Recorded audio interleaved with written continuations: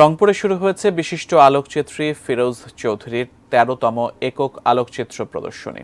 জাতির পিতা বঙ্গবন্ধু শেখ মুজিবুর রহমানের ১০৫তম জন্মবার্ষিকী উপলক্ষে এই আলোকচিত্র প্রদর্শনীর আয়োজন করা হয়।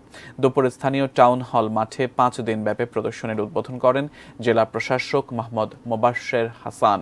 এ সময় পুলিশ সুপার ফেরদৌস আলী চৌধুরী, প্রধানমন্ত্রীর senior photographer SM. Gorky, Rangpur পৌরসভার সাবেক চেয়ারম্যান কাজী মাহমুদ জুন্নুন, জেলা প্রেস ক্লাবের সাধারণ সম্পাদক মেরিনা লাভলি ও প্রদর্শনী উদযাপন কমিটির আহ্বায়ক আশিক ইকবাল সহ বিশিষ্টজনেরা উপস্থিত ছিলেন।